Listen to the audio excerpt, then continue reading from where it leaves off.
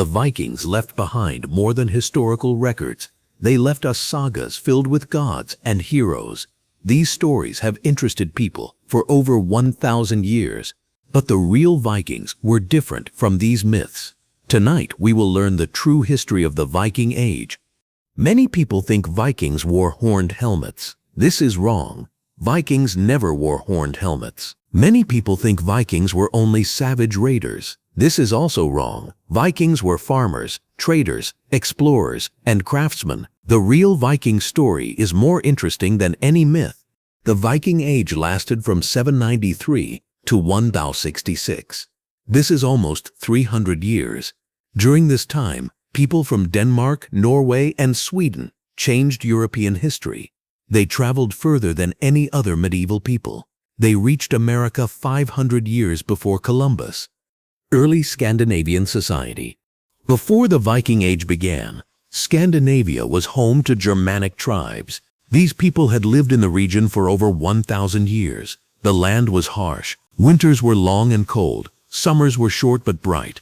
The landscape shaped how people lived. Norway had deep fjords and mountains.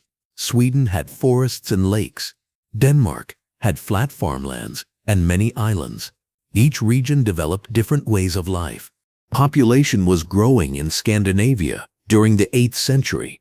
More people meant less land for each family. Younger sons could not inherit farms. They needed to find other ways to make a living. This created pressure for expansion. Scandinavian society had 3 main classes. At the top were jarls. These were wealthy nobles who owned large estates. In the middle were karls. These were free farmers who owned their own land. At the bottom were thralls. These were slaves. The jarl class provided leadership for raids and expeditions. They had the wealth to buy ships and weapons. They also had the social connections to recruit followers. Many famous Viking leaders came from jarl families. Karl farmers formed the backbone of Viking society. They grew crops and raised animals. They also served as warriors when needed. Most Vikings were karls, not professional raiders. They farmed in summer and sometimes raided in winter.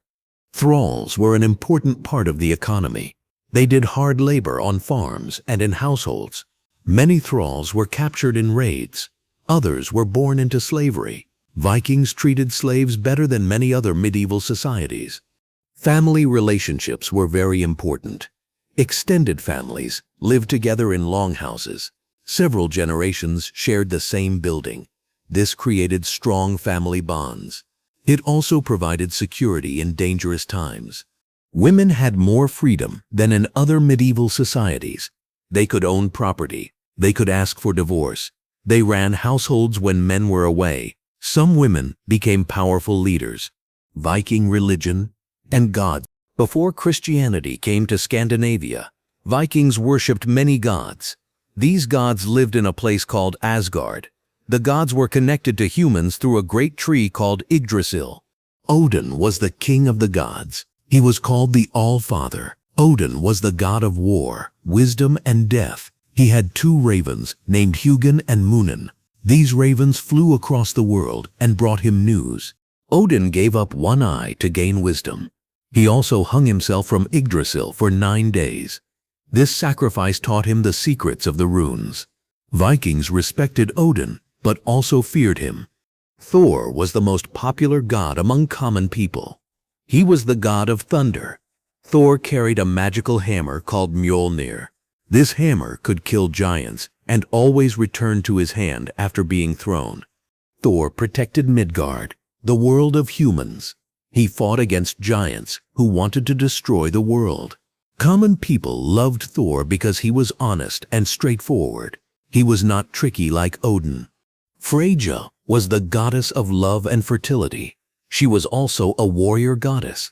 Half of the warriors who died in battle went to her hall. The other half went to Odin's hall called Valhalla. Balder was the god of light and purity. He was the most beautiful of all gods.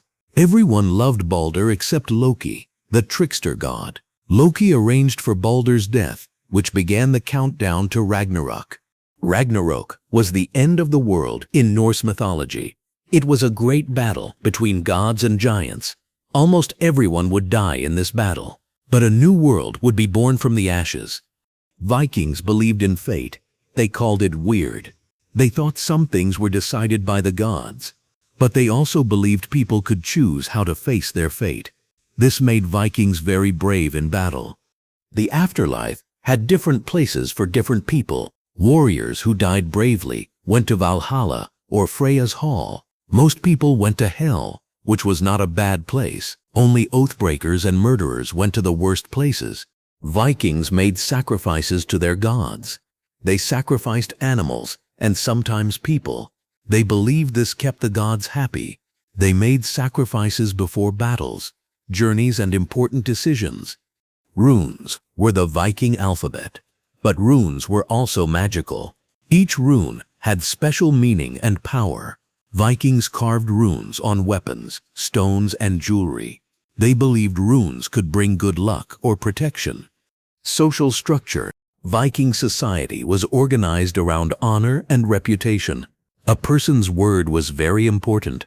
Breaking promises or showing cowardice brought shame to the whole family. Honor was more important than life. The thing was, where Viking communities made decisions. This was a meeting of all free men. They discussed laws, settled disputes, and made plans. Women and slaves could not participate, but they could sometimes speak.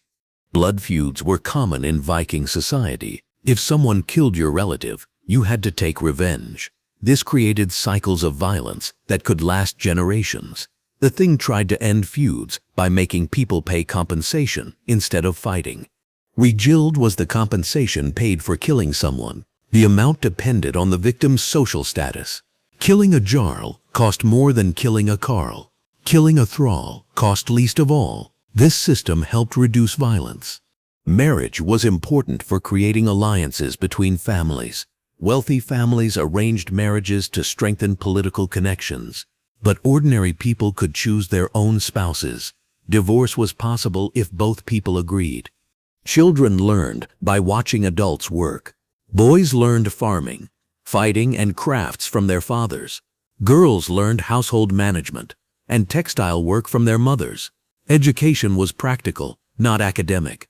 Hospitality was a sacred duty. Travelers had the right to food and shelter for 3 days. Refusing hospitality brought great shame. This custom helped people travel safely across Scandinavia. Gift-giving created obligations between people. If someone gave you a valuable gift, you had to give something back. Kings used gift-giving to create loyalty among their followers. Poetry was highly valued in Viking culture. Poets called skalds composed verses praising great deeds. Good poets were welcomed at royal courts. Poetry helped preserve memory of important events. Storytelling was the main entertainment during long winter nights. Families gathered around fires to hear tales of gods, heroes, and ancestors. These stories taught values and preserved history. First, Viking raids. The Viking Age began with raids on monasteries. Monasteries were perfect targets. They had treasure, but few weapons. They were usually built on islands or near coasts. This made them easy to reach by ship. The first recorded Viking raid happened in 799. 3 ships attacked Portland in England. The local official tried to collect taxes from the raiders. They killed him instead. This was a sign of things to come. But most people mark the real beginning of the Viking Age as 793. This was the year Vikings attacked Lindisfarne. Lindisfarne was a famous monastery on an island off the English coast. The attack shocked the Christian world. Before 793, pirates sometimes attacked ships or small villages, but no one had ever attacked such an important religious site. Monasteries were supposed to be safe places. The Lindisfarne raid changed everything. Several factors came together to make Viking expansion possible at this time. The climate was getting warmer. This made sea travel easier. European powers were weak after fighting many wars. Population growth in Scandinavia created pressure for expansion. There were too many young men and not enough farmland. Raiding offered a way to gain wealth and reputation. Technological advances also helped. Scandinavian shipbuilders had perfected the longship design. These ships could travel in both open seas and shallow rivers. They could be pulled onto beaches anywhere. Political changes in Scandinavia also mattered. Some kings were trying to unite their kingdoms.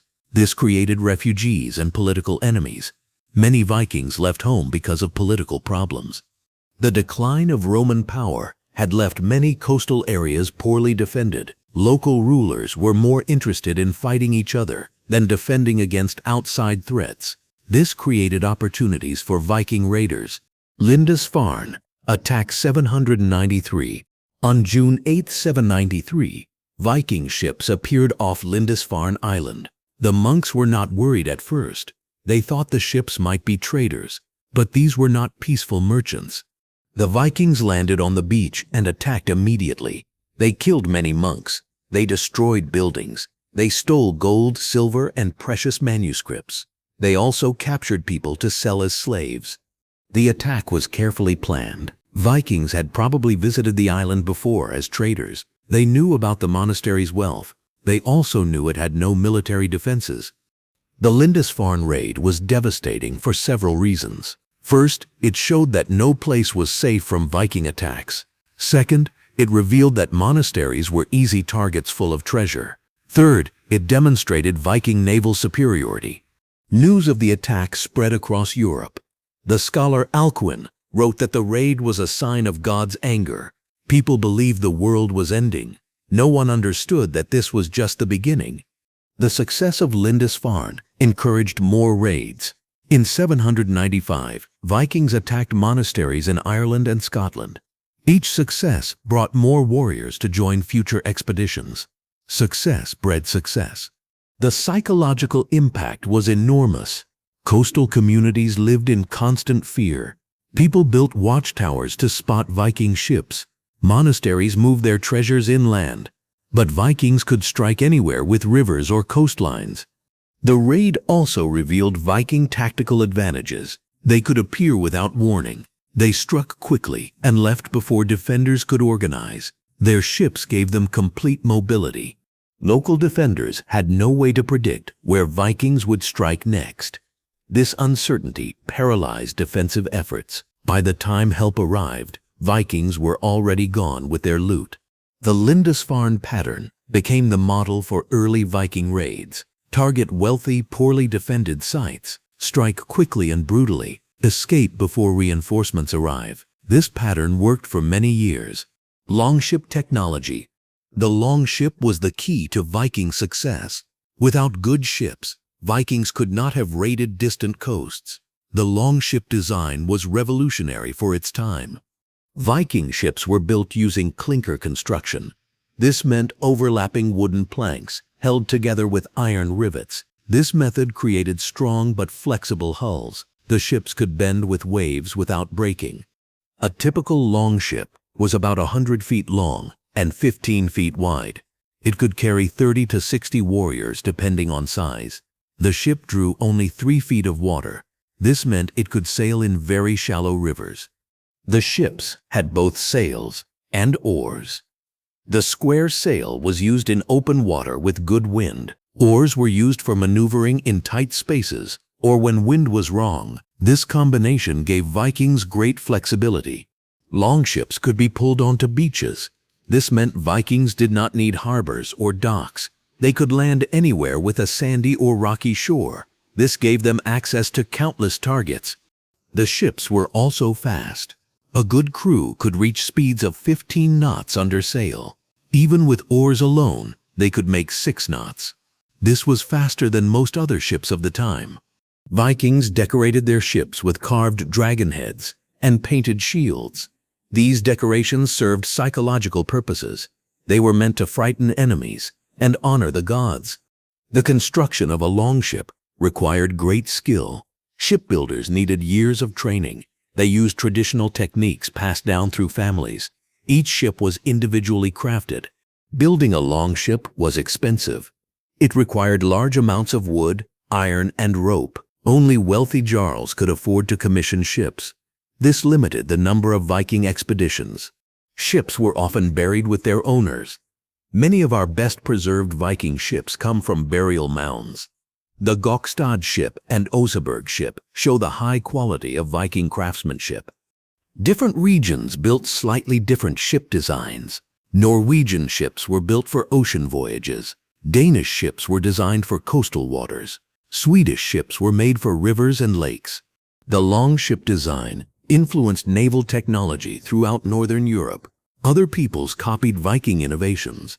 The basic design principles continued to be used for centuries. Raid tactics. Viking raid tactics were sophisticated and effective. These were not random attacks, but carefully planned military operations. Success required intelligence, timing, and coordination. Intelligence gathering was crucial. Vikings needed to know about their targets before attacking. They gathered information through traders, previous raids, and captured prisoners. Knowledge was power. Timing was critical for successful raids. Vikings preferred to attack during religious festivals when monasteries were full of visitors carrying wealth. They also timed attacks to avoid strong defensive responses. The element of surprise was essential. Viking ships could appear suddenly on any coast or river. Defenders had no warning until the attack was already beginning. This psychological advantage was often decisive. Viking forces were usually small but highly mobile. A typical raid involved 1 to 5 ships with 30 to 300 warriors. These small forces could not fight large armies but could overwhelm isolated targets. Speed was more important than numbers. Vikings struck quickly, gathered what they could carry, and escaped before defenders could organize. They preferred to avoid pitched battles against larger forces.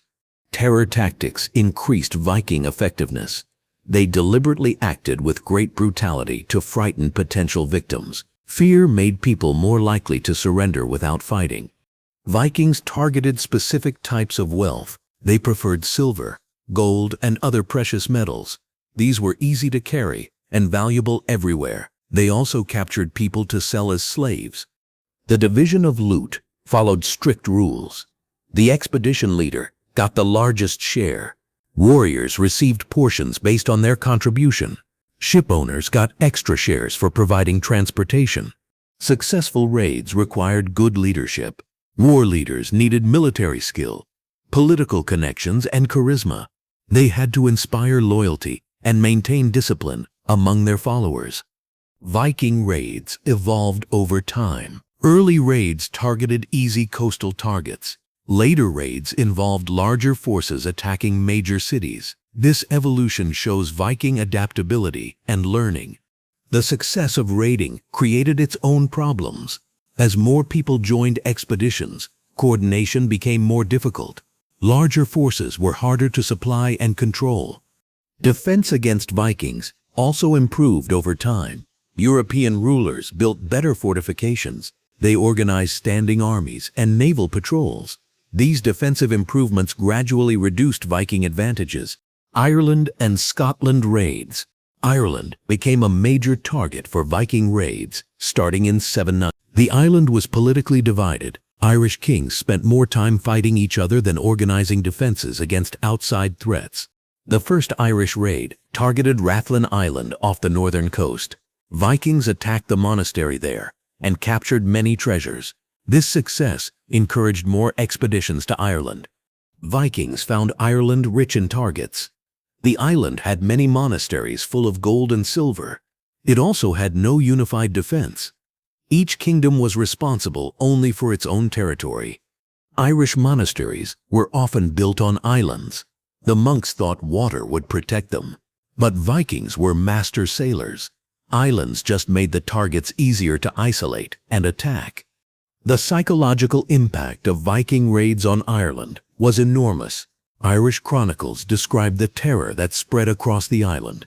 Monasteries began hiding their treasures or moving them inland. By 820, Vikings were conducting larger operations in Ireland. Instead of quick raids, they began staying for months. They built winter camps and used Ireland as a base for other expeditions. In 841, Vikings founded Dublin as a permanent settlement. This marked a major change from raiding to colonization. Dublin became the center of Viking activity in the Irish Sea. Dublin grew into a major trading center. Vikings sold Irish slaves throughout their network of settlements. They also traded Irish goods for silver and other valuables from distant lands.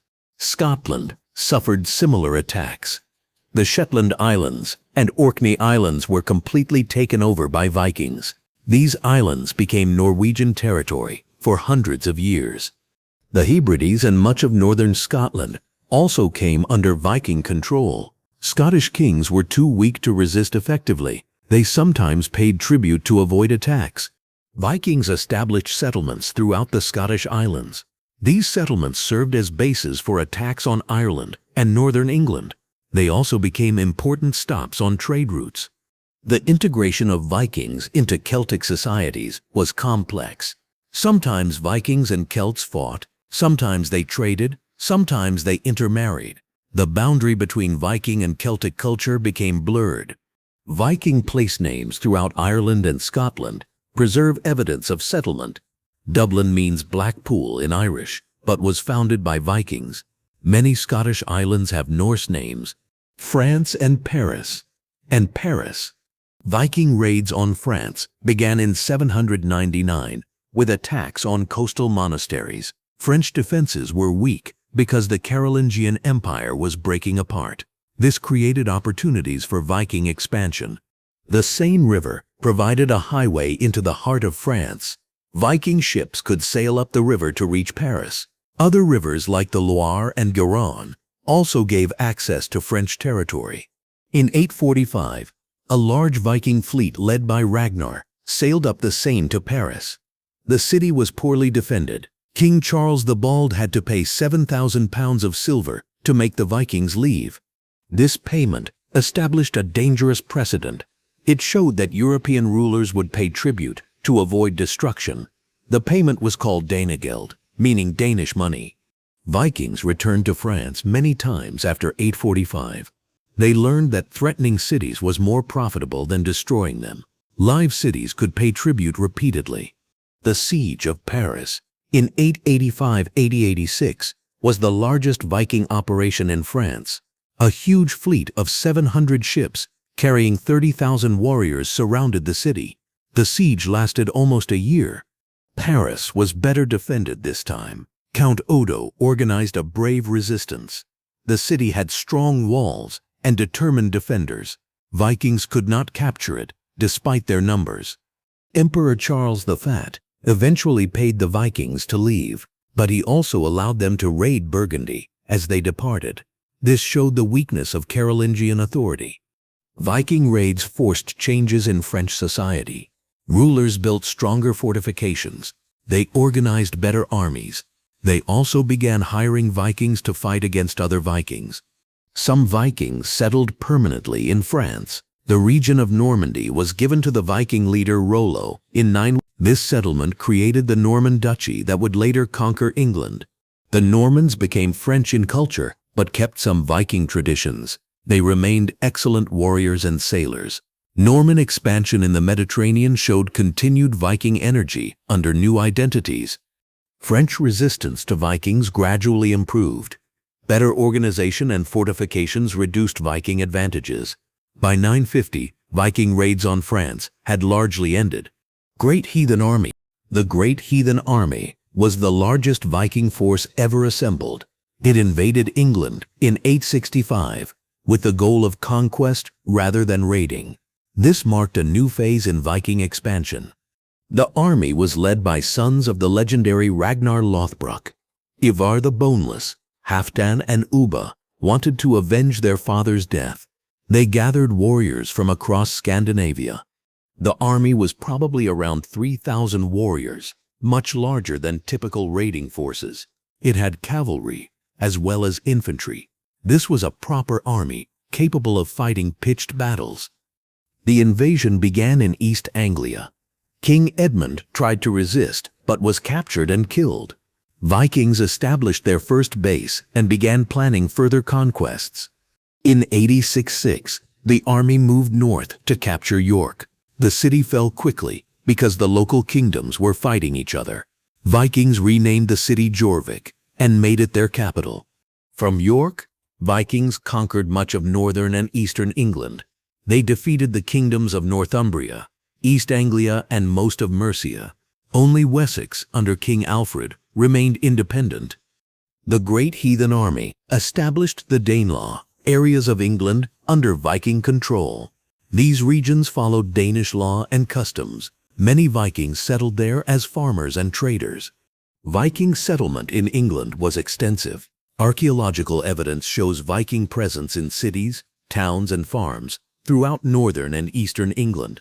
They became a permanent part of English society. The Great Heathen Army split up in 874. Some warriors returned to Scandinavia with their loot. Others settled in England as farmers. Still others continued raiding in other parts of Europe. The political impact was enormous. England went from 7 Anglo-Saxon kingdoms to essentially 2 Viking areas and Wessex. This simplified political structure influenced later English development.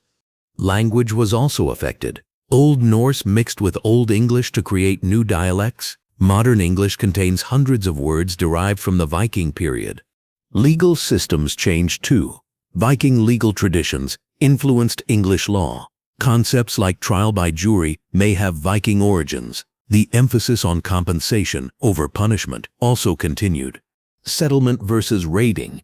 Vikings did not only raid and leave, many decided to settle permanently in the lands they conquered. This transition from raiding to settlement was crucial for Viking expansion. Settlement offered advantages that raiding could not provide. Farmers could produce wealth year after year. Raiders could only take what already existed. Settlement created long-term prosperity. The decision to settle depended on many factors. Good farmland was essential. Political stability was also important. Settlers needed to defend their new homes against other raiders. Climate influenced settlement patterns. Vikings preferred regions similar to Scandinavia.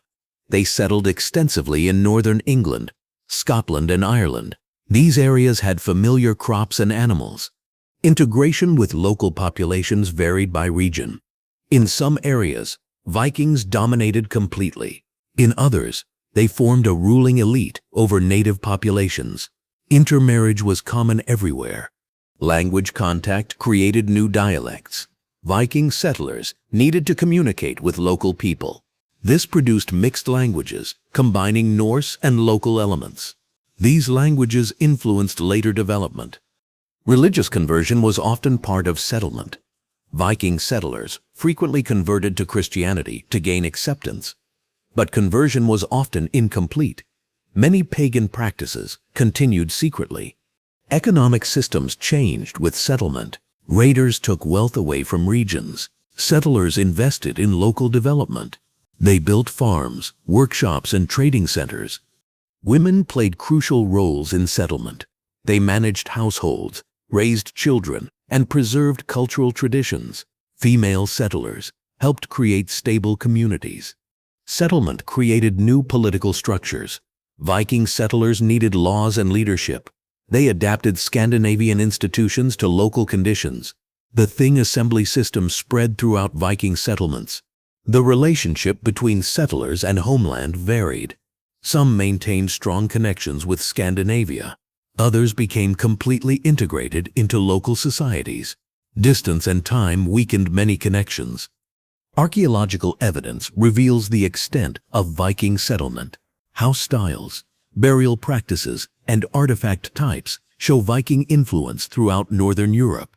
These material traces are often more reliable than written sources. Iceland Discovery. Iceland was discovered around 860 by a Norwegian named Nadod.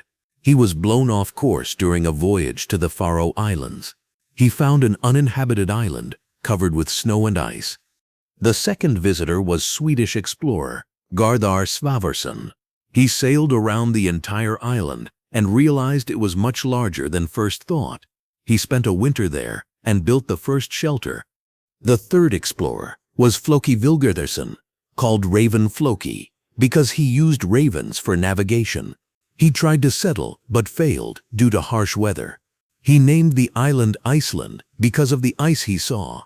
Despite the negative reports, some Norwegians were interested in Iceland. Norway was becoming crowded, and King Harald Fairhair was consolidating power. Many independent-minded nobles wanted to leave. The first permanent settler was Ingolfor Arnarsson, around 870. He brought his family, followers, and livestock. He chose a site with good harbor and hot springs. This became Reykjavik. Other settlers quickly followed. Most were Norwegian, but some came from other Scandinavian countries. They also brought Celtic slaves, captured in raids on Ireland and Scotland. The settlement of Iceland was rapid. Within 60 years, all the good farmland was claimed. The island's population reached about 50,000 people. This was close to the maximum the land could support. Iceland developed unique social institutions. There was no king. Instead, the Althing Assembly governed the island. This was one of the world's first parliaments. Free men met annually to make laws and settle disputes. The legal system was sophisticated. Iceland preserved many old Germanic legal traditions that were disappearing elsewhere. Written law codes were developed early. Legal proceedings were complex and formal. Iceland became a center of learning and literature. The isolation preserved old Scandinavian traditions. Icelanders composed the sagas that preserve our best knowledge of Viking culture. The economy was based on farming and fishing. Icelanders raised sheep, cattle, and horses. They caught fish and hunted seals. They traded wool and fish for grain and other necessities. Climate challenges shaped Icelandic society. Volcanic eruptions and harsh winters could destroy crops. This made cooperation essential for survival. It also created strong social bonds. Erik the Red and Greenland. Erik the Red was born in Norway around 950. His father was exiled for killing a man. The family moved to Iceland when Erik was young. Erik inherited his father's violent temper. In Iceland, Erik killed several men in disputes over land and honor. The Althing declared him an outlaw for 3 years. This meant he had to leave Iceland or face death. Erik decided to explore westward. He had heard stories of land seen by sailors blown off course. Around 982, he sailed west from Iceland with a small fleet of ships. Erik found a large landmass, covered mostly with ice and snow. But there were also green valleys along the coast. He spent 3 years exploring this new land. Erik named the land Greenland. This was partly true because some areas were green in summer, but it was also good marketing to attract settlers. Erik wanted people to join his colony. Erik returned to Iceland He described Greenland's opportunities and organized a colonization expedition. About 25 ships carrying 500 people joined his fleet. Only 14 ships reached Greenland safely. The others were lost at sea or turned back. The survivors founded 2 main settlements, the Eastern Settlement and Western Settlement.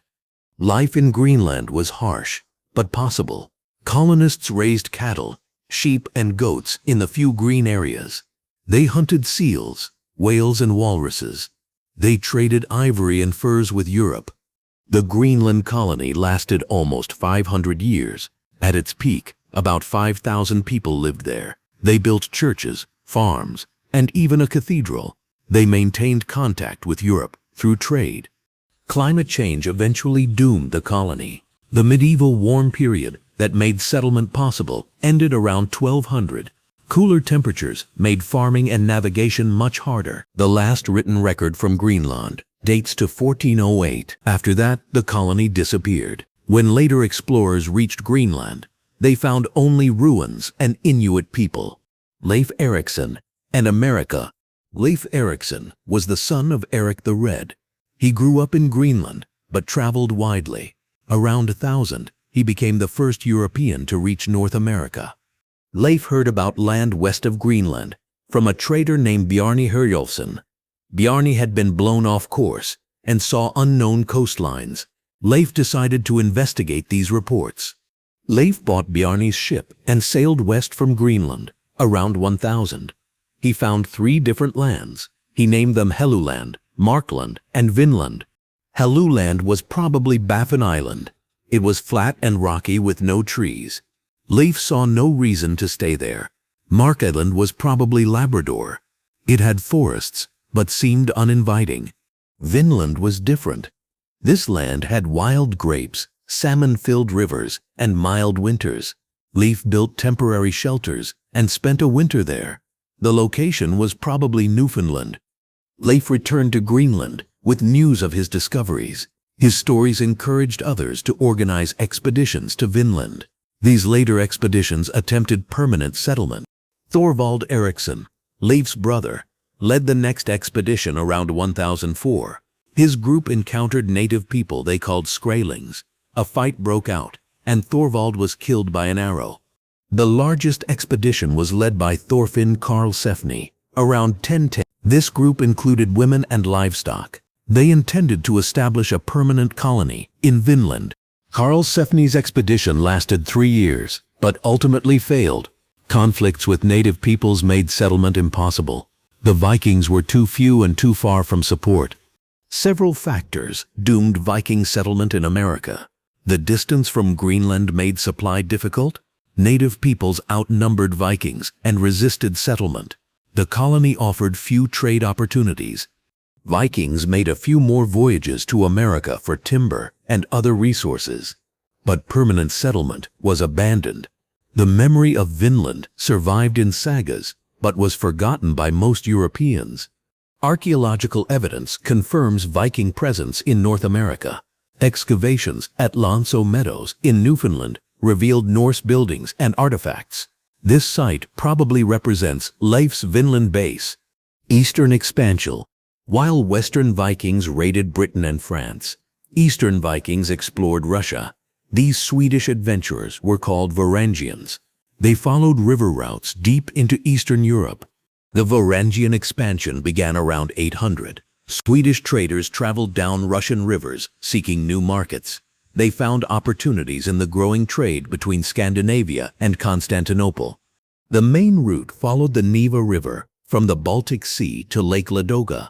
From there, traders could reach the Volga River and travel to the Caspian Sea. Another route used the Dnieper River to reach the Black Sea. These river routes required cooperation with local Slavic peoples. Vikings could not simply raid and leave. They needed to establish peaceful relations for long-term trade. Vikings founded several cities that became important trade centers. Novgorod controlled the northern route. Kiev became the center of the southern route. Both cities grew wealthy from trade. The relationship between Vikings and Slavs was complex. Sometimes Vikings ruled as foreign elite. Sometimes they integrated completely with local populations. Intermarriage was common. The primary trade goods were furs, amber, and slaves from the north. These were exchanged for silver, silk, and spices from the Byzantine Empire and Islamic lands. The trade was enormously profitable. Archaeological evidence shows extensive Viking presence in Russia. Burial sites contain Scandinavian artifacts alongside Slavic ones. This mixing shows cultural integration over time. The political impact of Varangian expansion was enormous. Viking rulers established the foundations of the Russian state. The Rurik dynasty, which claimed Viking ancestry, ruled Russia for centuries. Climate influenced eastern expansion, just as it did western raids. River routes were only navigable during certain seasons. Ice blocked northern routes for months each year. The Varangian expeditions were different from Western Viking raids. They focused on trade and settlement rather than robbery. Violence was used mainly to establish control over trade routes. Cultural exchange was significant. Vikings adopted many Slavic customs. Slavs learned Viking military techniques. Both groups were influenced by Byzantine and Islamic cultures through trade. Varangian Route. The Varangian Route connected Scandinavia with Constantinople. This was one of medieval Europe's most important trade routes. It brought enormous wealth to Vikings and their trading partners. The route began in Swedish ports on the Baltic Sea. Traders loaded their ships with furs, amber, and other northern goods. They sailed east through the Baltic Islands to reach Russian rivers. The Neva River led to Lake Ladoga, where Vikings established the city of Aldyguborg. From the lake they could enter the Volkhov River and reach Novgorod. This became the northern center of Viking trade. From Novgorod, traders could follow different routes. The Volga River led southeast to the Caspian Sea and Islamic lands. The Dnieper River led south to the Black Sea and Constantinople. The journey was dangerous and difficult. Rivers had rapids and waterfalls that required portaging ships and cargo. Hostile tribes controlled some territories. Weather could delay expeditions for months. Despite the dangers, profits were enormous. A successful journey could make a trader wealthy for life. Islamic silver flowed north in exchange for northern goods.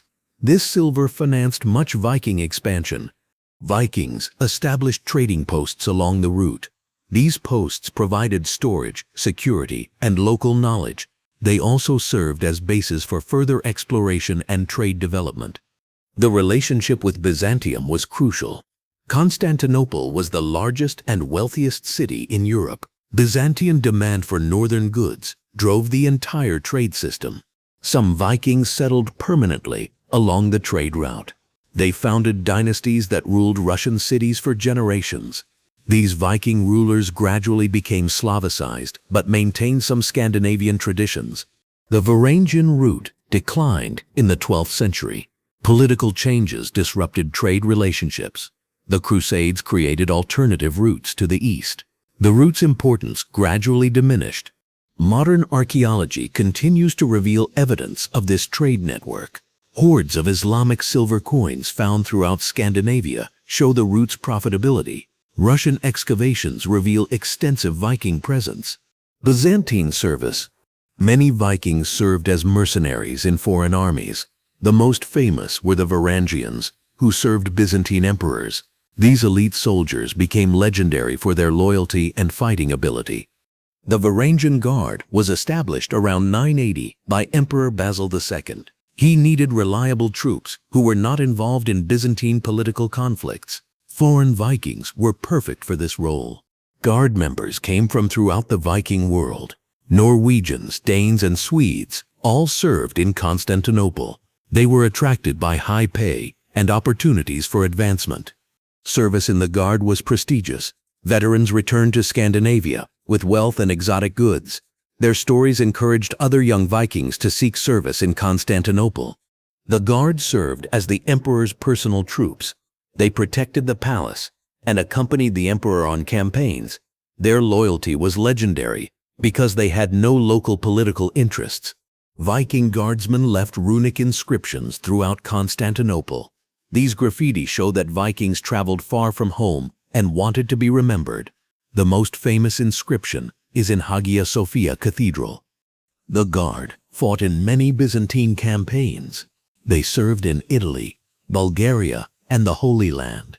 Their effectiveness in battle made them valuable allies for Byzantine military strategy. Payment for Guard service was generous. Vikings received regular salaries plus shares of campaign loot. Many returned home wealthy enough to buy land and establish themselves as local leaders. The cultural exchange was significant. Vikings learned Byzantine military techniques and administrative methods. They also encountered Islamic and other cultures through Byzantine diplomatic contacts. Some Vikings rose to high positions in Byzantine service. Harald Hardrada, later King of Norway, served in the Guard for several years. He led expeditions to the Holy Land and Sicily. The Guard's loyalty was tested during political crises.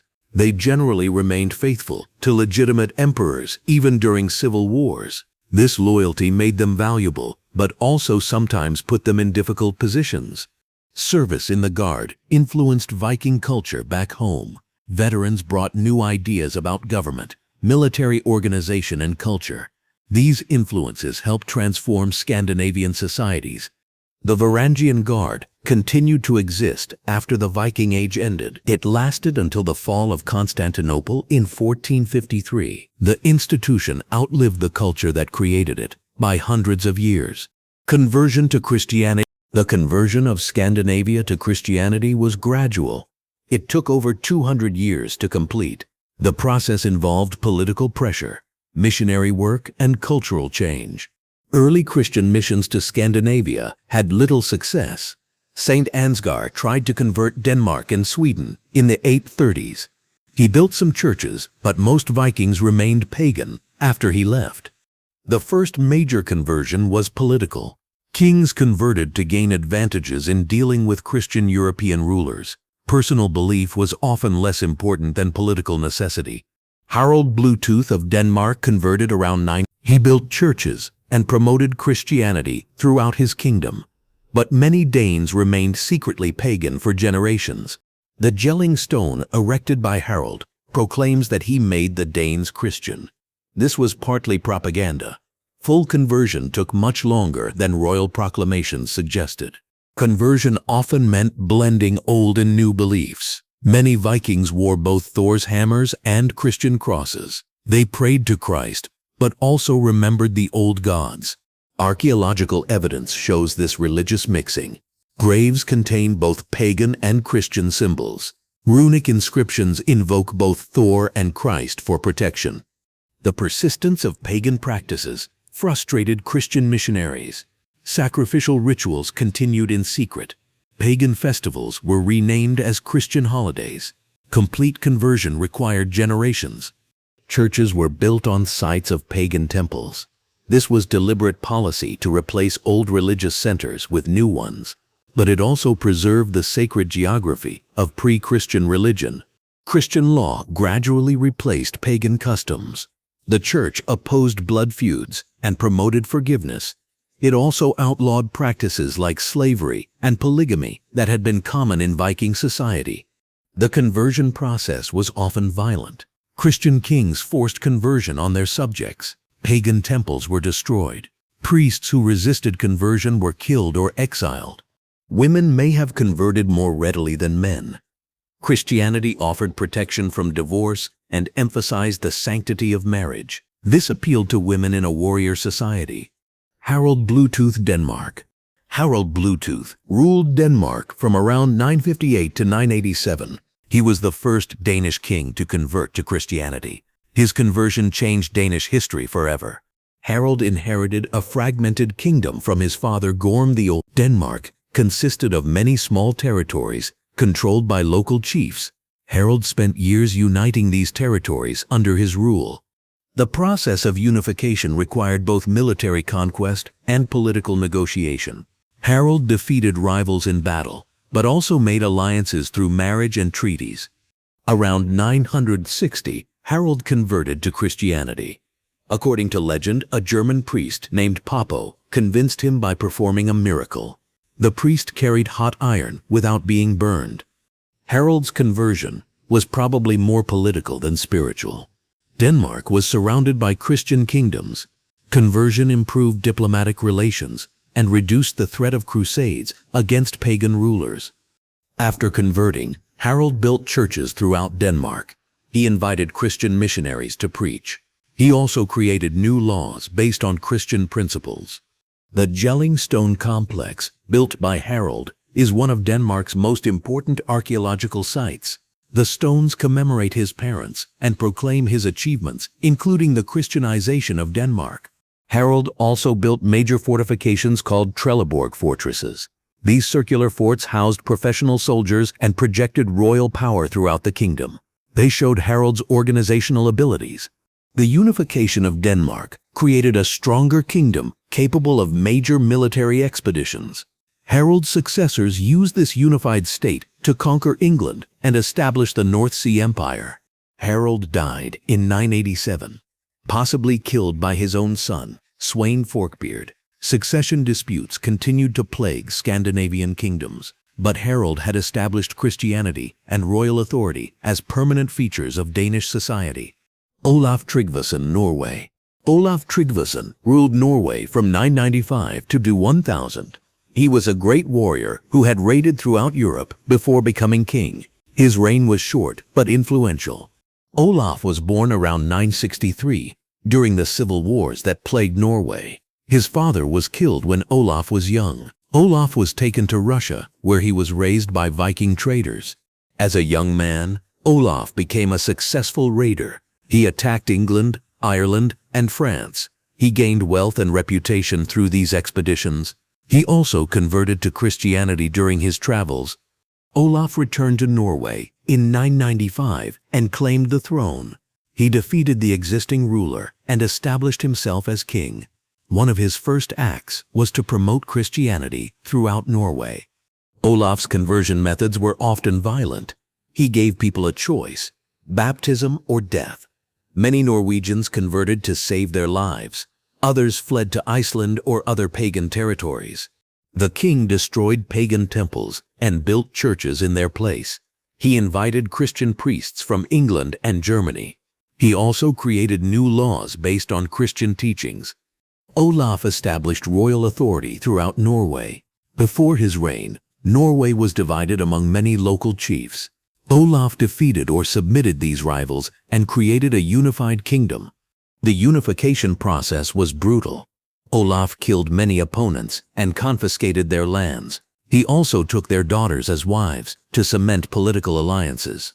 Olaf's foreign policy focused on England. He conducted several major raids against English territories.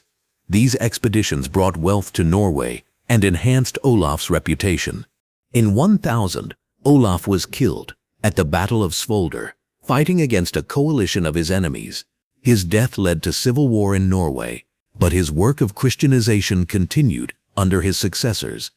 Despite his short reign, Olaf Tryggvason had enormous impact on Norwegian history. He established Christianity as the official religion. He created unified royal authority. He also began the transformation of Norway into a medieval European kingdom. Olaf the Saint, Olaf Haraldsson, known as Saint Olaf, completed the Christianization of Norway. He ruled from 1015 to 10. His death made him Norway's patron saint and most important historical figure. Olaf was born around 995, the son of a minor Norwegian king. He spent his youth raiding in England and France. He converted to Christianity in Rouen. Olaf returned to Norway in 1015 and claimed the throne. The country was divided among several rulers, including Danish kings. Olaf had to fight many battles to establish his authority. The new king was determined to make Norway completely Christian. He was more systematic than Olaf Tryggvason. He established churches, appointed priests, and created Christian legal codes. Olaf's methods were often harsh. He tortured and killed pagan priests. He destroyed temples and sacred sites. He forced nobles to convert or face exile. This created many enemies. The king also tried to reduce the power of local chiefs.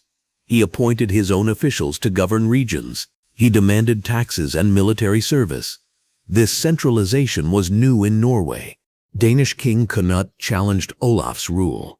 Cnut had conquered England and wanted to add Norway to his empire. Many Norwegian nobles supported Cnut because they disliked Olaf's harsh methods. In 1028, Olaf was forced to flee Norway. He went to Russia, where he gathered supporters. In 1030, he returned with an army to reclaim his throne. The Battle of Stiklestad on July 29, 1030, ended Olaf's life and reign. He was killed fighting against a coalition of his Norwegian enemies, supported by Danish forces. After death, Olaf was declared a saint. Miracles were reported at his grave. His body was moved to Trondheim Cathedral. Pilgrims came from across Europe to visit his shrine. Saint Olaf became Norway's patron saint and national symbol. His feast day, July 29, is still celebrated. His legacy helped maintain Norwegian independence, even under foreign rulers. The sainthood of Olaf legitimized Christianity in Norway. It also created a Norwegian national identity centered on Christianity. This identity helped Norway maintain distinctiveness within Scandinavian culture. Religious syncretism. The conversion to Christianity did not immediately end pagan beliefs. For generations, Vikings practiced mixed religion, combining Christian and pagan elements. This syncretism was common throughout medieval Europe.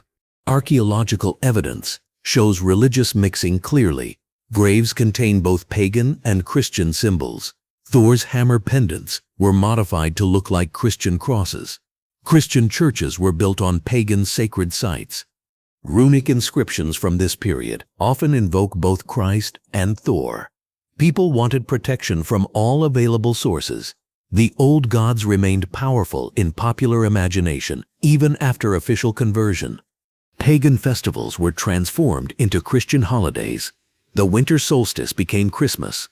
Spring fertility rituals became Easter celebrations. This allowed continuation of traditional practices under new names. Folklore preserved many pagan elements. Stories about trolls, elves, and other supernatural beings continued to be told. These stories were now said to describe demons rather than gods, but the content remained similar. Christian kings often tolerated pagan practices privately, while promoting Christianity publicly. Complete enforcement was impossible in scattered rural communities. Gradual change was more practical than sudden transformation. The concept of fate remained important even after Christianization. Vikings continued to believe in destiny while accepting Christian teachings about divine providence. These beliefs were not seen as contradictory. Burial practices changed slowly. Christian burial required oriented graves without grave goods. But many supposedly Christian graves contain weapons, tools, and jewelry. Old customs died hard. Marriage customs also showed mixing. Christian marriage emphasized monogamy and permanence, but Viking marriage traditions included divorce and concubinage. Practice often differed from official teaching. The role of women in religious conversion was complex. Some women became powerful Christian figures. Others preserved pagan traditions in household practices. Women often served as bridges between old and new beliefs. Christian art gradually displaced pagan symbols, but early Christian art in Scandinavia often incorporated traditional motifs.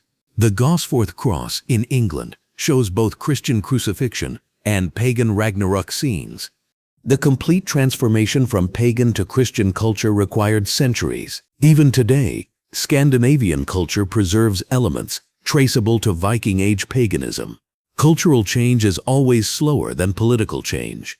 Christian Viking king. The conversion of Viking kings to Christianity transformed Scandinavian politics. Christian kings claimed to rule by divine right rather than military prowess alone. This changed the nature of royal authority. Christian kingship required different qualities than pagan leadership. Kings needed to be pious, just, and merciful. They had to protect the church and promote Christian values. Military skill remained important, but was no longer sufficient. The church provided new tools for royal authority. Christian law supported royal power against local chiefs. Bishops served as royal advisors and administrators. Church wealth could fund royal projects. Christian kings established closer ties with other European rulers. Marriage alliances with Christian royal families became possible. Diplomatic relationships improved significantly after conversion. The Crusades provided new opportunities for Christian Viking kings. They could lead holy wars against pagans in the Baltic region. This allowed continuation of Viking military traditions under Christian auspices. Saint Erik of Sweden led crusades against Finland in the 1150s. Magnus Eriksson of Norway conquered pagan territories in the Baltic. These northern crusades continued Viking expansion under religious justification. Christian kingship also created new obligations. Kings had to support the church financially. They had to enforce Christian law, even when it conflicted with traditional customs. They had to submit to papal authority in religious matters. The transformation was not always successful. Some Christian kings faced rebellions from pagan nobles. Others were criticized by the church for maintaining unchristian practices. Balancing old and new remained difficult. Administrative changes accompanied religious conversion. Christian kings established more sophisticated governmental structures. They created written legal codes. They appointed permanent officials rather than relying only on personal relationships. Taxation became more systematic under Christian rule. The church required tithes. Royal administration needed funding. This created new financial demands on populations accustomed to minimal government. The relationship with Rome was complex. Scandinavian churches wanted independence from papal control, but they also needed papal recognition for legitimacy. This tension continued throughout the medieval period. Christian education gradually replaced pagan oral traditions. Schools were established to train priests. Literacy spread slowly among the nobility. This created new forms of cultural transmission. The Danelaw Period. The Danelaw was the area of England under Viking control. It existed roughly from 865 to 1066. During this period, Vikings became English rulers and settlers rather than raiders. The boundaries of the Danelaw were established by treaty between King Alfred of Wessex and the Viking leader Guthrum in 8086. The Vikings controlled most of northern and eastern England. Alfred kept the southwest. Within the Danelaw, Vikings established their own laws and customs. They used Scandinavian legal procedures. They settled disputes through assemblies called things. They maintained their own cultural traditions. The largest Danelaw cities were York, Lincoln, Derby, Leicester, and Nottingham. These became known as the Five Boroughs. Each was heavily fortified and served as a regional center for Viking administration. York, renamed Jorvik by Vikings, became particularly important. It was the capital of the Viking Kingdom of York. The city grew wealthy through trade with Scandinavia and other Viking territories. Archaeological excavations at Jorvik reveal extensive Viking settlement. Houses, workshops, markets, and cemeteries show a thriving urban community. Vikings transformed York from a declining Roman city into a major medieval trading center. The economy of the Danelaw combined Scandinavian and English elements. Vikings introduced new trade connections. They also adopted English agricultural techniques. The result was economic growth in many areas. Language contact in the Danelaw created significant changes. Old Norse and Old English influenced each other. Modern English contains hundreds of words derived from this period. Basic vocabulary like sky, egg, husband, and knife comes from Viking settlers. Place names throughout the Danelaw preserve Viking heritage. Villages ending in miners for and miners thort and Fothwaite mark areas of Scandinavian settlement. These names reveal the extent of Viking colonization. Legal systems in the Danelaw differed from English law. Vikings emphasized compensation over punishment. They used assemblies rather than royal courts. These differences influenced English legal development. Social integration proceeded gradually. Vikings and English intermarried freely. Children grew up speaking both languages. Cultural boundaries became increasingly blurred over time. The Danelaw period was not always peaceful. Vikings and English fought periodic wars. Different Viking groups also fought each other for control of territories. Political unity was elusive. Christianity gradually penetrated the Danelaw. Viking settlers converted partly for political reasons. Their descendants became thoroughly Christianized. By 1000, most Danelaw Vikings were nominally Christian. Alfred the Great. Alfred the Great was king of Wessex from 871 to 899. He was the only English king to successfully resist Viking conquest. His victories saved English independence and culture. When Alfred became king, Vikings controlled most of England. The Great Heathen Army had conquered Northumbria, East Anglia, and much of Mercia. Wessex was the last independent English kingdom. Alfred's early reign was difficult. Vikings attacked Wessex repeatedly. In 878, a surprise winter attack forced Alfred to flee into the Somerset marshes. His kingdom seemed doomed. But Alfred reorganized his forces and fought back. He defeated the Vikings at the Battle of Edington. This victory saved Wessex and began Alfred's reconquest of England. The Treaty of Wedmore in 808 established peace between Alfred and the Viking leader Guthrum. Guthrum converted to Christianity and received East Anglia as his kingdom. Alfred kept Wessex and western Mercia. Alfred used the peace to strengthen his kingdom. He built a network of fortified towns called burhs. These provided protection against future Viking raids. He also reformed his army to fight Vikings more effectively. The burgher system was revolutionary. Each burh was located within a day's march of the next. This created a defensive network covering all of Wessex. Vikings could no longer raid without facing immediate resistance. Alfred also built a navy to fight Vikings at sea. This was unusual for Anglo-Saxon kings. Alfred understood that control of the seas was necessary to defeat Viking raiders. Education was another focus of Alfred's reforms. He believed that learning was necessary for effective government. He translated important Latin works into English. He also established schools for nobles. Alfred's legal reforms created a unified law code for his kingdom. He combined traditional English law with practical measures for governing a population that included Viking settlers. The king's military reforms created the finest army in 9th century Europe. He established a rotation system that kept half his forces always ready for battle. He also improved weapons and tactics. Alfred's successors continued his policies. They gradually reconquered the Danelaw territories. By 954, the last Viking kingdom in England had been absorbed into the English state. Edward the Confessor. Edward the Confessor ruled England from 1042 to 1066. He was the last Anglo-Saxon king before the Norman conquest.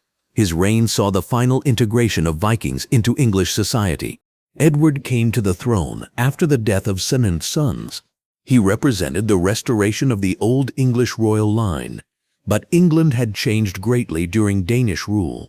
Many English nobles had Viking ancestry. The Danelaw regions retained Scandinavian customs. The English language contained many Norse words. England was no longer purely Anglo-Saxon. Edward's court included both English and Viking-descended nobles. The most powerful family was the Godwins, who may have had Danish ancestry. Earl Godwin of Wessex was effectively Edward's co-ruler. The king was pious and built many churches. He founded Westminster Abbey, which became England's most important religious site. His devotion to Christianity earned him sainthood after death. Edward's foreign policy balanced between different influences. He maintained friendly relations with Normandy, where he had spent years in exile. He also tried to prevent Scandinavian invasions. The succession question dominated Edward's later reign. He had no children. Several candidates claimed the right to inherit his throne. This uncertainty created opportunities for foreign intervention. Harald Hardrada of Norway claimed England based on agreements with previous Danish kings. William of Normandy claimed Edward had promised him the throne. Harold Godwinson claimed Edward had named him heir on his deathbed. Edward died in January 1066. His death triggered the succession crisis that led to the Norman conquest. The last year of Anglo-Saxon England was about to begin. The reign of Edward the Confessor marked the end of the Viking Age in England. Vikings had been transformed from foreign raiders into English nobles. They were now defending England against new Viking invasions. Cnut the Great ruled from 1016 to 1035. He was king of England, Denmark, and Norway. His North Sea Empire was the largest Viking achievement in terms of political control. Cnut was the son of Sweyn Forkbeard, who had conquered England in 1013. When Sweyn died in 1014, the English rebelled and restored Aethelred the Unready. Cnut had to reconquer England. The reconquest took 2 years of brutal warfare. Cnut finally defeated English resistance at the Battle of Ascendun in 1016. King Edmund Ironside died soon after, leaving Cnut in control. Cnut married Emma of Normandy, the widow of the previous English king. This marriage legitimized his rule and created alliances with Norman nobles. It also connected his dynasty to European royalty. As King of England, Cnut proved to be an effective ruler. He maintained English laws and customs. He employed English administrators alongside Danish nobles. He balanced different interests skillfully. Khan was a devout Christian who made pilgrimage to Rome. He founded churches and monasteries. He also issued law codes based on Christian principles. His piety helped legitimize Viking rule over Christian populations. The king's North Sea Empire was held together by sea power and personal loyalty. Cnut maintained fleets that could quickly move between his kingdoms. He also relied on personal relationships with key nobles. Denmark was Cnut's ancestral kingdom, but required constant attention. Danish nobles resented being ruled from England. Cnut had to balance English and Danish interests carefully. Norway was added to the empire in 1028 when Cnut drove out Olaf the Saint, but Norwegian resistance continued. Olaf returned in 1030 and was killed at Stiklestad, but this made him a martyr. Cnut's empire was personal rather than institutional. It depended on his own abilities and relationships. When he died in 1035, the empire quickly collapsed. The succession was disputed between Cnut's sons from different marriages. Harald Harefoot ruled England, while Harthacnut controlled Denmark. Neither had their father's political skills. By 1042, the North Sea Empire had dissolved completely. Edward the Confessor restored Anglo-Saxon rule in England. Denmark and Norway became separate kingdoms again. Cnut's achievement proved temporary. North Sea Empire. The North Sea Empire, created by Sakane, was the largest political achievement of the Viking Age. For nearly 20 years, one ruler controlled England, Denmark, and Norway. This empire showed Viking potential for statecraft. The empire was based on sea power. Cnut maintained large fleets that could quickly move between his kingdoms. Ships carried messages, troops, and administrators across the North Sea. Each kingdom in the empire retained its own laws and customs. Cnut ruled as King of England, King of Denmark, and King of Norway separately. He adapted his leadership style to each culture. In England, Cnut presented himself as a Christian Anglo-Saxon king. He employed English administrators and bishops. He followed English legal traditions. Many people accepted his rule as legitimate. In Denmark, Cnut emphasized his Danish royal ancestry. He maintained traditional relationships with Danish nobles. He also used Danish military forces to support his other kingdoms. Norway was the most difficult kingdom to control. Norwegians had strong traditions of independence. They resented foreign rule. Rebellions were frequent throughout Cnut's reign. The economic benefits of empire were significant. Trade flowed freely between the kingdoms. English wealth helped fund Danish and Norwegian projects. This economic integration strengthened political ties. Administrative challenges were enormous. Communication between kingdoms was slow and uncertain. Local officials had great independence by necessity. Maintaining central control required constant attention. The empire faced external threats from Sweden and other Scandinavian powers. It also faced internal rebellions from nobles who wanted independence. Cnut had to balance many competing interests. Cultural exchange within the empire was significant. English monks established monasteries in Denmark. Danish nobles settled in England. Norwegian warriors served throughout the empire. The legal systems of different kingdoms began to influence each other. English law adopted some Scandinavian practices. Danish law incorporated English elements. This legal mixing had lasting effects.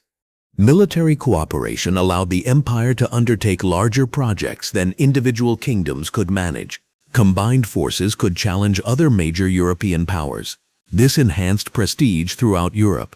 The empire's collapse, after Cnut's death in 1035, showed its fundamental weakness. It was held together by personal relationships rather than institutional structures. Without Cnut's leadership, the different parts went separate ways. Magnus of Norway, Magnus the Good, ruled Norway from 1035 to 1047. He also briefly ruled Denmark. His reign marked Norway's attempt to maintain Viking traditions under Christian kingship. Magnus was the son of Saint Olaf. He was only 10 years old when his father died at Stiklestad. Danish supporters of Cnut initially controlled Norway. Popular opinion gradually turned against Danish rule. Saint Olaf's martyrdom created Norwegian nationalism. Stories of miracles at his tomb spread throughout the country. In 1035, Magnus returned from exile in Russia. He was acclaimed king by the Norwegian nobles. Danish forces were expelled without major fighting. Norway became independent again. Magnus made an agreement with Cnut's son Harthacnut. They agreed that whoever died first would be succeeded by the other. This was an attempt to prevent future wars between their kingdoms. When Harthacnut died in 1042, Magnus claimed Denmark, according to their agreement. He had to fight Danish nobles who preferred independence. The war lasted several years. Magnus succeeded in conquering Denmark, but faced constant rebellions. Danish nobles resented Norwegian rule. They preferred local autonomy to foreign control, even by fellow Scandinavians. The king tried to revive traditional Viking culture while maintaining Christianity. He encouraged poetry and storytelling. He also led military expeditions that resembled Viking raids. Magnus fought against the Wends, Slavic peoples on the southern shores of the Baltic Sea. These campaigns combined Christian crusading ideology with traditional Viking expansion. In 1047, Magnus died young during a campaign against Denmark. He left no sons, so his uncle Harald Hardrada inherited Norway. This began the last great period of Norwegian Viking activity. Magnus represented an attempt to maintain Viking warrior culture within Christian kingship. He was successful militarily, but could not create lasting political solutions. His empire, like Cnut's, dissolved quickly after his death. Harold Godwinson became King of England in January 1066. He was the son of Earl Godwin of Wessex. His reign lasted only 10 months, but was crucial for ending the Viking Age. Harold was not of royal blood, but was the most powerful noble in England. When Edward the Confessor died without heirs, Harold claimed the throne. The English nobles accepted his claim. But Harold faced challenges from two directions. William of Normandy claimed Edward had promised him the throne. Harald Hardrada of Norway also claimed England, based on agreements with previous Danish kings. Harold's position was weakened by family conflicts. His brother Tostig had been exiled from England. Tostig allied with Harald Hardrada against Harold. This family division created serious problems. The English king spent 166 preparing for invasions. He positioned troops along the south coast to watch for Norman ships. He also kept forces in the north to guard against Norwegian attack. Harald Hardrada invaded first. In September 1066, he sailed up the Humber River with 300 ships and 8,000 warriors. This was the last great Viking expedition. Harold had to march north quickly to meet this threat. He left his southern defenses to deal with the Norwegian invasion. This decision would have enormous consequences. The Battle of Fulford on September 20 saw Harald Hardrada defeat English northern forces. The victory opened the path to York. It seemed the Norwegian invasion would succeed. But Harold Godwinson arrived with the main English army. On September 25, 1066, English and Norwegian forces met at Stamford Bridge. This battle would end the Viking Age. Harold's forced march from London to Yorkshire was one of medieval warfare's greatest achievements. His army covered 250 miles in 5 days. This speed surprised the Norwegian invaders. The English victory at Stamford Bridge was complete. Harald Hardrada was killed along with most of his army. Only 24 ships were needed to carry the survivors back to Norway from the 300 that had arrived. But Harold's northern victory left the south undefended. 3 days after Stamford Bridge, William of Normandy landed in Sussex. Harold had to march south to face another invasion. Norman connections. The Normans were descendants of Vikings who had settled in France. In 911, the Viking leader Rollo received Normandy from the French king. Over time, these Vikings became thoroughly French in culture. The Norman dukes maintained some Viking characteristics. They were excellent warriors and sailors. They continued expanding their territory through conquest, but they did so as Christian French nobles. Norman expansion in the Mediterranean showed continued Viking energy under new identities. Norman adventurers conquered Sicily and southern Italy. They established kingdoms that lasted for centuries. The relationship between Normandy and England was complex. Norman dukes were vassals of French kings, but also had claims to English territory. This created conflicts that lasted for generations. Edward the Confessor had been raised in Normandy during Danish rule of England. He brought Norman advisors and customs to England. This created resentment among English nobles. William of Normandy claimed Edward had promised him the English throne. He also claimed Harold Godwinson had sworn to support his claim. These claims provided justification for Norman invasion. The Norman invasion of 1066 was carefully planned. William gathered supporters from throughout France. He also gained papal approval for his cause. This made the invasion a holy war in Christian eyes. Norman military techniques were more advanced than traditional Viking methods. They used heavy cavalry and sophisticated siege equipment. They also employed better logistics and supply systems. The Norman conquest ended Anglo-Saxon England, but preserved some Viking elements. Norman rule was efficient and brutal, resembling Viking conquest methods. The new rulers also maintained trade connections with Scandinavia. Norman castles revolutionized English defensive architecture. These stone fortifications replaced the wooden burhs built by Alfred. They represented a new level of military technology. The cultural impact of Norman rule was enormous. French became the language of government and nobility. English culture was transformed by French influences, yet some Viking elements persisted in popular culture. Legal changes under Norman rule were significant. Norman law replaced both English and Viking legal traditions. Trial by combat became common. The legal system became more centralized and royal. William the Conqueror.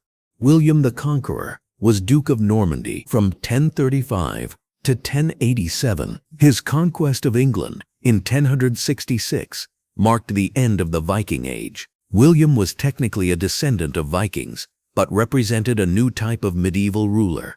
William's claim to England was based on his relationship with Edward the Confessor. Edward was William's cousin and had supposedly promised him the throne. William also claimed Harold Godwinson had sworn to support his claim. The Norman invasion was meticulously planned. William gathered support from nobles throughout France. He built a large fleet and assembled an army of about 8,000 men. He also gained papal approval for his cause. The invasion fleet crossed the English Channel. On September 28, 1066, William landed at Pevensey in Sussex. His forces immediately began fortifying their beachhead and gathering supplies. Harold Godwinson was still in the north. After his victory at Stamford Bridge, he had to march south quickly to meet the Norman threat. This gave William time to prepare his defenses. The Battle of Hastings on October 14, 1066, decided the fate of England. William's army included heavy cavalry, archers, and infantry. Harold's English forces relied mainly on infantry fighting in shield wall formation. The battle lasted all day. English forces held their position on Senlac Hill for hours, but repeated Norman cavalry charges gradually weakened the English line. Harold was killed late in the day. William's victory at Hastings was complete, but did not immediately give him control of England. English resistance continued for several years. William had to conquer the country piece by piece. The Norman administrative system was more sophisticated than anything Vikings had created. William conducted a complete survey of English resources called Domesday Book. This level of bureaucratic control was unprecedented. Norman castles established military control throughout England. These stone fortifications were virtually impossible to capture with existing siege techniques. They represented a new level of military technology. The social changes under Norman rule were dramatic. The English nobility was largely replaced by Norman nobles. French became the language of government and high culture. English culture was transformed. Legal changes were equally significant. Norman law replaced both Anglo-Saxon and Viking legal traditions. The legal system became more centralized and sophisticated. Economic changes followed political conquest. Norman trade connections linked England more closely with continental Europe. English wealth was redirected toward Norman projects and enterprises. Stamford Bridge, 166.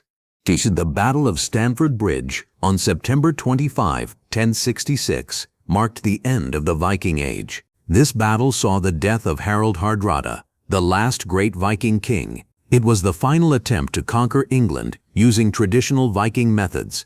Harald Hardrada had one of the most remarkable careers in Viking history. He had served in the Varangian Guard at Constantinople. He had raided throughout the Mediterranean. He had acquired vast wealth through traditional Viking methods. Harald's invasion force was enormous by Viking standards. He brought 300 ships carrying about 8,000 warriors. This was probably the largest Norse army ever to invade England.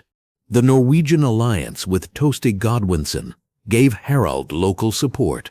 Tostig had been Earl of Northumbria before his exile. His knowledge of English conditions was valuable for invasion planning.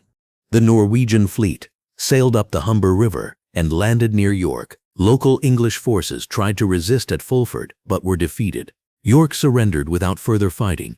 Harald's forces were resting at Stamford Bridge when Harald Godwinson's army arrived. The Norwegians were caught by surprise. Many had left their armor on their ships because the weather was warm. The English attack was swift and devastating. Norwegian forces tried to form a shield wall, but were overwhelmed by superior numbers and positioning. Harald Hardrada was killed early in the battle. Tostig Godwin also died fighting alongside his Norwegian allies. With both leaders dead, Norwegian resistance collapsed. Most of the army was killed or scattered. Only 24 ships were needed to carry the survivors back to Norway. This was less than 1/10 of the invasion fleet. The defeat was the most complete in Viking history. The battle marked the end of Norwegian attempts to conquer England. It also ended the age of Viking expansion. No more great expeditions would sail from Scandinavian shores. The English victory was made possible by several factors. Harald Godwinson's rapid march from London surprised the Norwegians. English forces were also better organized than in previous campaigns. The tactical conduct of the battle showed how military technology was changing. Traditional Viking methods were no longer sufficient against well-organized medieval armies. End of Viking Age. The death of Harald Hardrada at Stamford Bridge traditionally marks the end of the Viking Age. This date, September 25, 1066, represents the conclusion of nearly 3 centuries of Scandinavian expansion. Several factors combined to end the Viking Age. European societies had developed better defenses against raiding. Scandinavian kingdoms had become centralized Christian states. Economic opportunities had shifted away from raiding toward other activities. The defensive improvements in Europe were significant. Fortified towns could resist Viking attacks. Professional armies could defeat Viking raiders. Naval forces could intercept Viking fleets before they reached their targets. Political consolidation in Scandinavia reduced opportunities for independent raiding. Kings controlled their populations more effectively. They could prevent unauthorized expeditions. Royal authority replaced the independence that had enabled Viking expansion.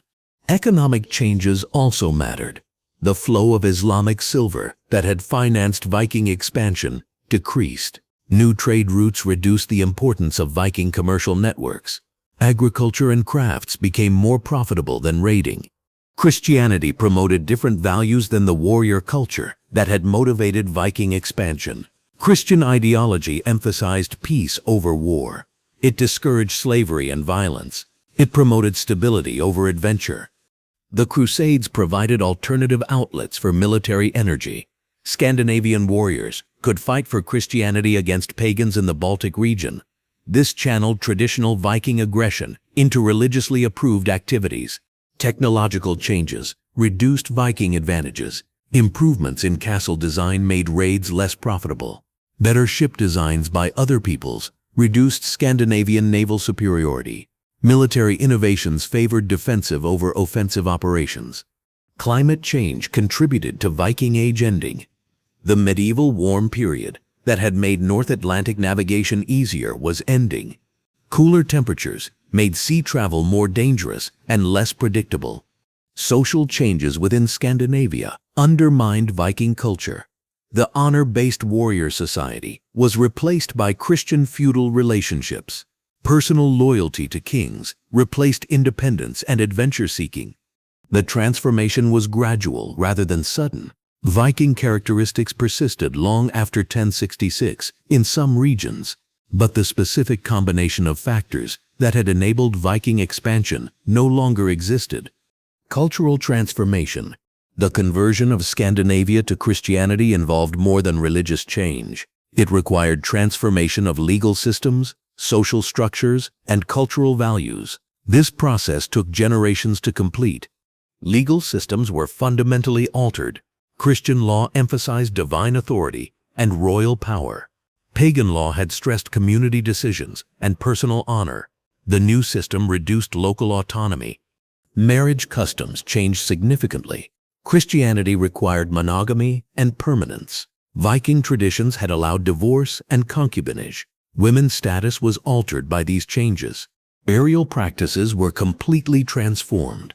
Christian burial required oriented graves without grave goods. Pagan burial had included weapons, tools, and treasures for the afterlife. Archaeological evidence shows gradual change over centuries. Educational systems were revolutionized. Monasteries replaced oral tradition as centers of learning.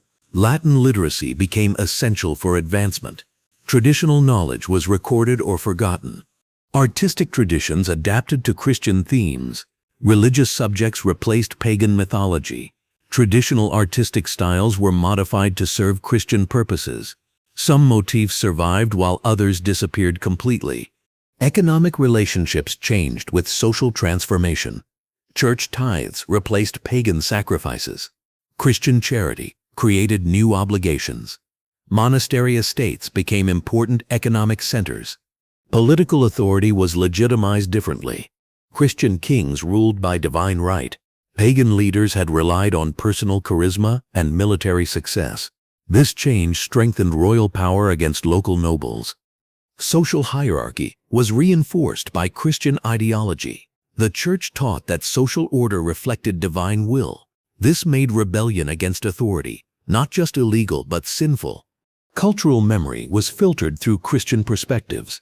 Pagan heroes were reinterpreted as noble but misguided figures. Pagan gods became demons or historical kings.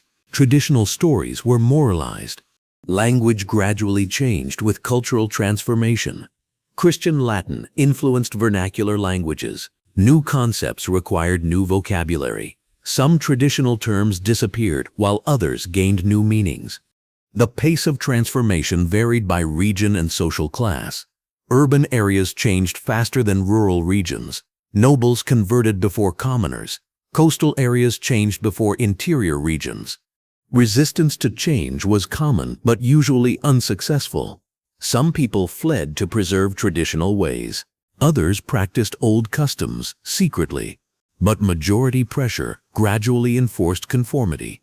Legal and language legacy. The legal influence of Vikings extended far beyond areas of direct political control. Scandinavian legal concepts spread throughout Northern Europe through trade, intermarriage, and cultural contact. The Thing assembly system influenced political development in many regions. Iceland preserved the most complete Viking legal traditions.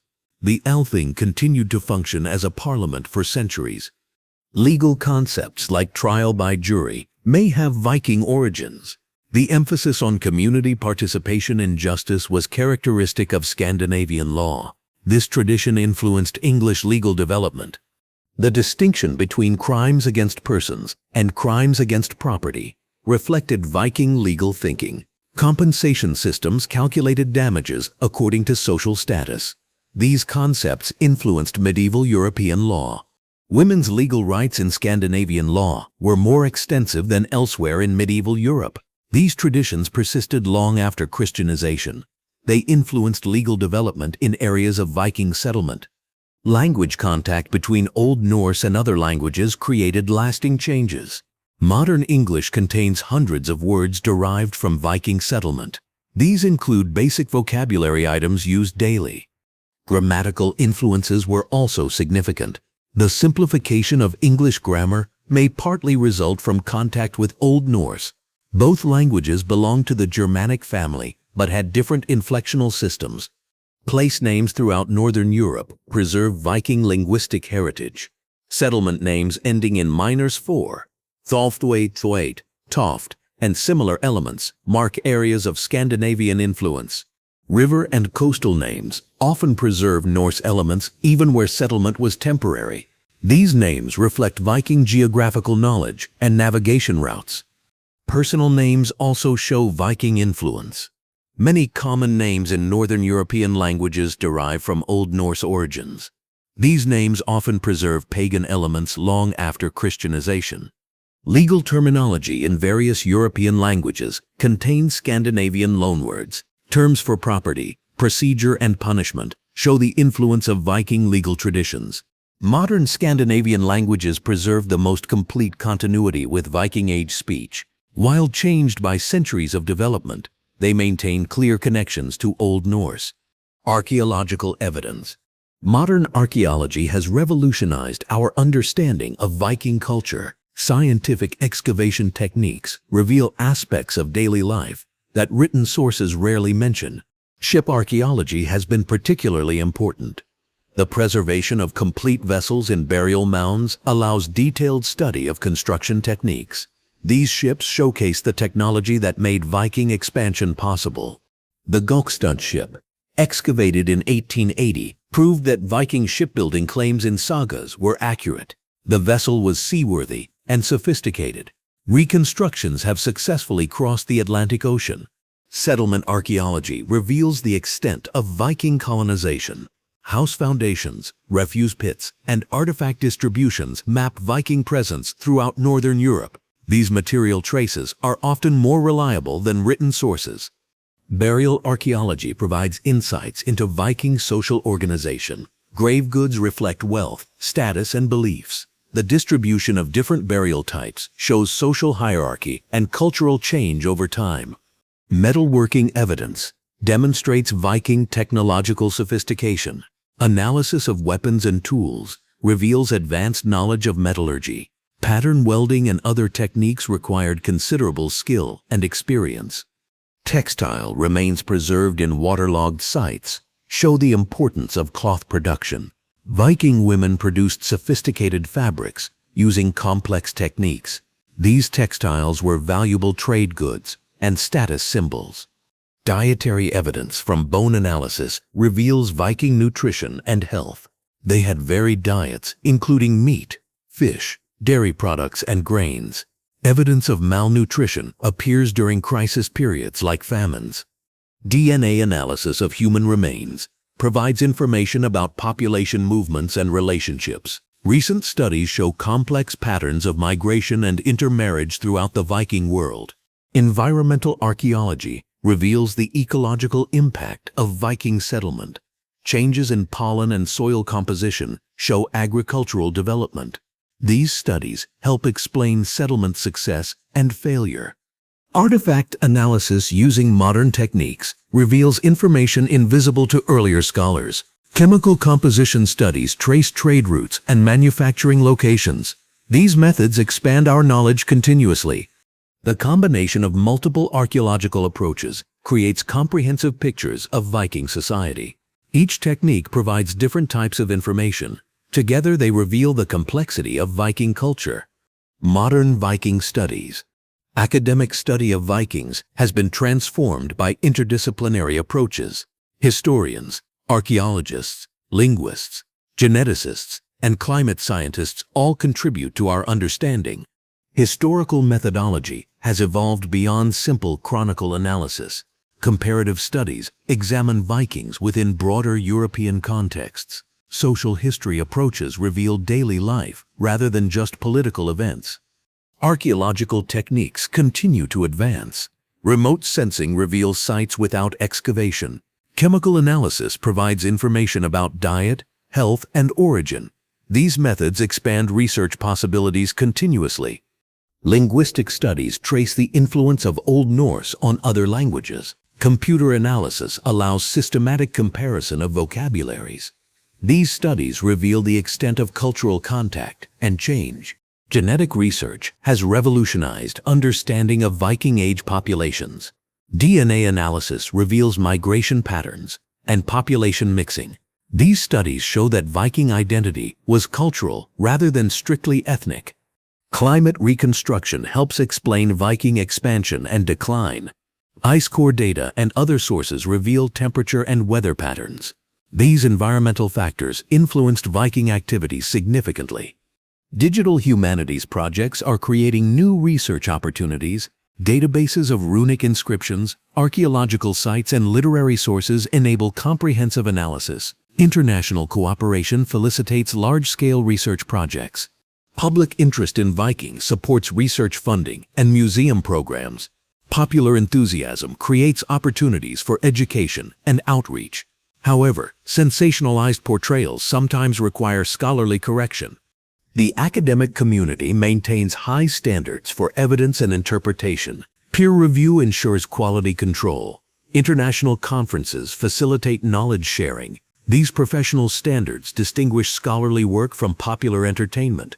Ongoing discoveries continue to expand our knowledge. Each excavation season brings new finds.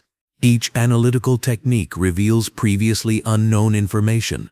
The Viking story continues to grow and change. Museum exhibitions present current scholarship to public audiences. These displays combat stereotypes and present balanced views of Viking culture. Education programs reach students and general audiences. The ethics of Viking studies require consideration of modern sensitivities. Viking slave trading and violence must be acknowledged honestly. The appropriation of Viking symbols by modern extremist groups requires scholarly response. The Viking Legacy. The influence of Vikings extends far beyond their own time. Modern Europe still bears traces of Viking presence. Languages, laws, and cultures preserve Viking contributions. English contains hundreds of words from Old Norse. Common words like sky, egg, husband, and knife come from Viking settlers. These words show how deeply Vikings influenced English culture. Place names throughout Northern Europe mark Viking settlement. Cities like York, Dublin, and Kiev were founded or renamed by Vikings. Village names ending in -by, -thorp, and -fwain, -soate show Scandinavian influence. Legal traditions in many countries trace back to Viking assemblies. The emphasis on compensation over punishment reflects Viking values. Democratic traditions in Iceland and other regions preserve Viking political ideas. The exploration achievements of Vikings were extraordinary. They reached North America 500 years before Columbus. They established trade routes from Greenland to Constantinople. They showed what small populations could achieve through courage and skill. Icelandic sagas preserve Viking culture for modern readers. These stories show complex people struggling with honor, loyalty, and fate. They reveal Vikings as more than warriors. Modern Scandinavian countries maintain some Viking characteristics. The emphasis on equality and democracy may trace back to Viking assemblies. The love of exploration continues in modern Scandinavian achievements. Archaeological discoveries continue to reveal new aspects of Viking culture. Each excavation adds to our understanding. The full story of the Viking Age remains to be discovered. Modern understanding. Modern scholars study Vikings using many different approaches. Archaeology reveals daily life. Genetics trace population movements. Climate science explains environmental influences. The old image of Vikings as savage barbarians has been completely abandoned. Modern research shows complex societies with sophisticated technologies. Vikings were successful because they adapted well to their circumstances. DNA studies reveal that many Vikings were not ethnically Scandinavian. Celtic, Slavic, and other peoples adopted Viking culture. Viking identity was cultural rather than racial. Environmental factors played major roles in Viking expansion and decline. The medieval warm period made North Atlantic navigation possible. Its end contributed to the Viking Age ending. International cooperation among scholars has advanced Viking studies greatly. Shared databases and research projects create comprehensive understanding. Modern technology enables analysis impossible for earlier generations. Public interest in Vikings supports museum exhibitions and educational programs. These help correct misconceptions and present accurate information. Popular culture often distorts Viking history, but scholarly work provides corrections. The appropriation of Viking symbols by modern political movements creates responsibilities for scholars. Accurate historical information counters misuse of Viking heritage. Our journey through Viking history is complete. We have seen how these remarkable people shaped medieval Europe. Their influence continues to be felt today. The Viking Age lasted only 273 years, but in that brief time, Vikings changed the course of history. They connected previously isolated regions. They established cities and trade networks. They created literature and art that still inspires us. Perhaps most importantly, Vikings showed human potential for adaptation and achievement. They succeeded by being flexible, innovative, and brave. These qualities remain relevant today. The longships have returned to their harbors for the final time. The sagas have been told and written down. The gods of Asgard have given way to the Christian god. But the memory of Viking achievements endures. Sleep well, knowing that even small populations can change the world through courage and determination. The Vikings proved that geography is not destiny. With the right technology and organization, any people can achieve greatness. The northern seas are calm now. The dragon ships rest in museums and archaeology sites. But in our dreams, we can still hear the splash of oars and the songs of skalds praising heroic deeds. Rest comes to all things, even mighty civilizations. The Viking Age has ended, but its lessons continue. In understanding how Vikings adapted to their world, we learn how we might adapt to ours. The fire in the longhouse burns low. The warriors have sheathed their swords. The storytellers have finished their tales. All that remains is the eternal sound of waves on northern shores and the memory of a remarkable people who dared to sail beyond the horizon. Sweet dreams, and may your sleep be filled with the courage and wonder that drove Vikings to explore, create, and transform the medieval world. The Viking Age is over, but the human spirit it embodied sails on through time toward new adventures.